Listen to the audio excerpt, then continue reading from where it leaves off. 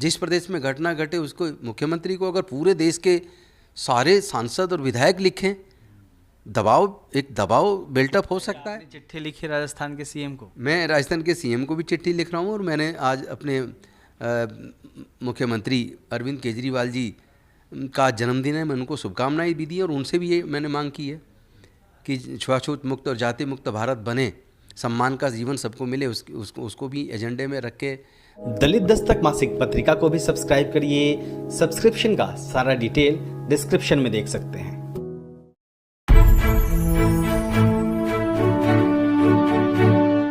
अगर आपने अभी तक दलित दस्तक चैनल को सब्सक्राइब नहीं किया है तो सब्सक्राइब करें, लाइक करें और शेयर भी। जब देश आज़ादी के 75वें साल का जश्न मनाने में डूबा था, ठीक एक दिन पहले 14 अगस्त को राजस्थान से एक ऐसी खबर आई जिसने पूरे देश को, खासतौर पे बहुजन समाज के लोगों को झकझोर के रख दिया। मासूम की उसके शिक्षक ने, सवर्ण समाज के शिक्षक ने इसलिए उसकी पिटाई कर दी थी क्योंकि उसने उसके पानी की मटकी छू ली थी। तकरीबन 1 महीने तक ज़िंदगी मौत के बीच जूझने के बाद उसकी मौत हो गई। इस घटना के बाद बहुजन समाज और मानवता पसंद तमाम लोगों ने आज़ादी का अमृत महोत्सव के बजाय सोशल मीडिया पर आज़ादी का मृत महोत्सव नाम से कैंपेन भी चलाया। राजस्थान में कांग्रेस की सरकार है। इस घटना के बाद स्थानीय विधायक ने इस्तीफा दे दिया, पानालाल मेघवाल ने। हमारे साथ हैं दिल्ली सरकार में मंत्री और विधायक राजेंद्र पाल गौतम जी। जो घटना घटी राजस्थान में सबको पता है, हर कोई, मतलब हम लोग भी, एक जो माहौल होता है 15 अगस्त का, उसके ठीक पहले ये घटना आई तो थोड़ा डिस्टर्ब हो गया आदमी, मन का सहला हो गया। सॉल्यूशन क्या है इसका पॉलिटिकल सॉल्यूशन है कि सोशल सॉल्यूशन है? देखिए, इसमें दोनों का अपना अपना रोल है। सामाजिक सॉल्यूशन भी है और पॉलिटिकल सॉल्यूशन भी है।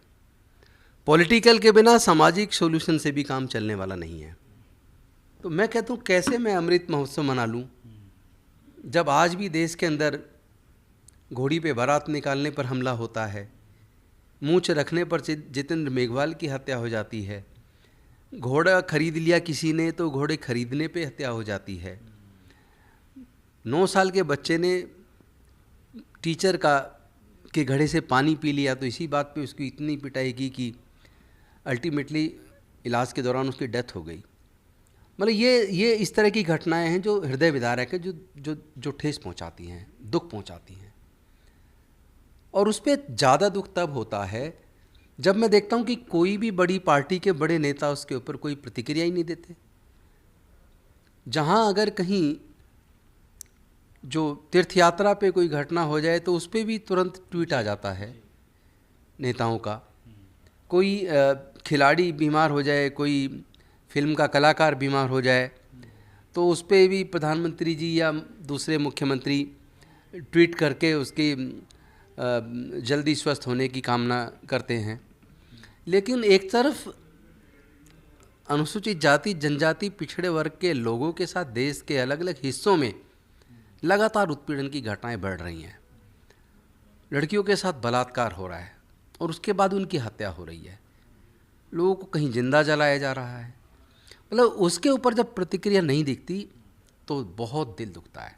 हाँ सर। और तब ज़्यादा दिल दुखता है जब मैं देखता हूँ कि जो रिजर्व सीट से जो लोग विधायक बने हैं, सांसद बने हैं, ब्यूरोक्रेट बने हैं, प्रोफेसर बने हैं, इंजीनियर, डॉक्टर बने हैं, जजेज बने हैं, तो वो लोग भी चुप्पी साधे रखते हैं। स्पेशली जो राजनीतिक लोग हैं, जो मंत्री बन गए हैं, जो सांसद विधायक बन गए हैं, जब उनकी तरफ से भी कोई सशक्त विरोध की स्वर सुनने को नहीं मिलता, विधानसभाओं में, संसद में उनकी तरफ से उन मुद्दों पर मजबूती से अपनी बात, समाज के दुख दर्द को नहीं उठाया जाता, तो दिल का दर्द और ज़्यादा बढ़ जाता है। सर, समाज के तौर पे लगातार बातें हम लोग करते हैं, लेकिन पॉलिटिकल सॉल्यूशन की बात करें तो एक एमएलए, एक एमपी क्या कर सकता है? मैं समझता हूँ कि पॉलिटिकल सॉल्यूशन में जो हमारे सांसद हैं और जो विधायक हैं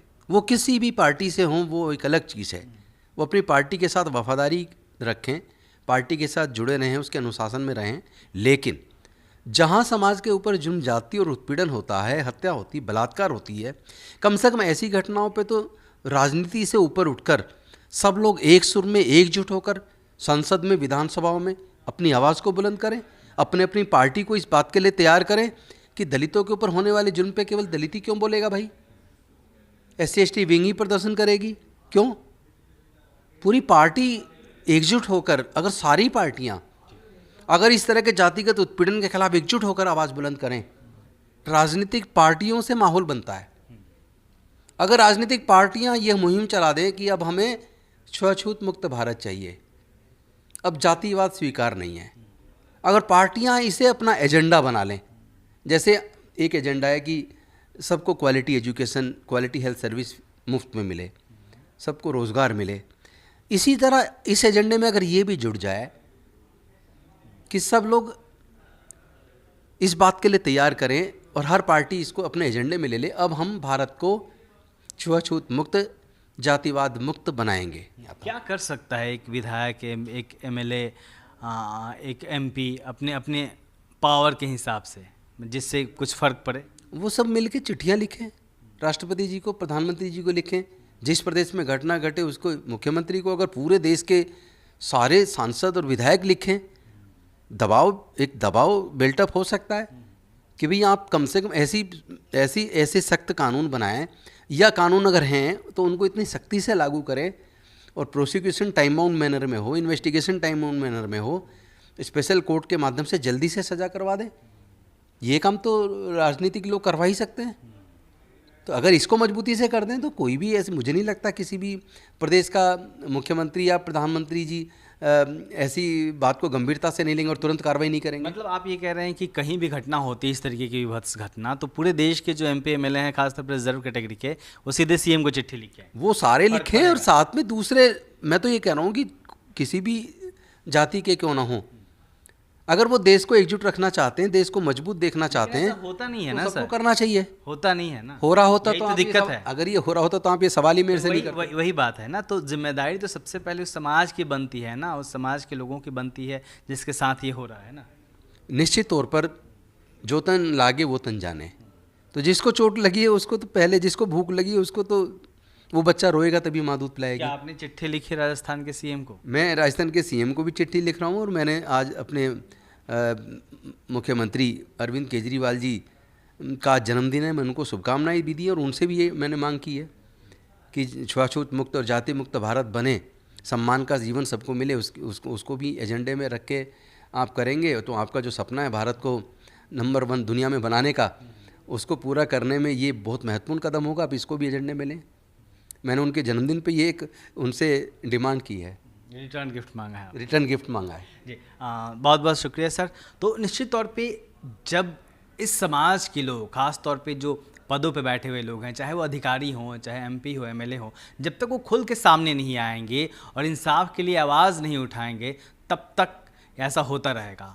लेकिन जिस दिन यह समाज खड़ा हो जाएगा आवाज़ उठाने के लिए, जब इस समाज के MP MLA बोलेंगे, बड़े बड़े अधिकारी बोलेंगे, जैसा कि सर ने कहा कि CM को चिट्ठियाँ लिखे, तो निश्चित तौर पे फ़र्क पड़ेगा। ऐसा तो किया ही जा सकता है। देखते रहिए दलित दस्तक। कैमरामैन वीरेंद्र के साथ मैं अशोक दास।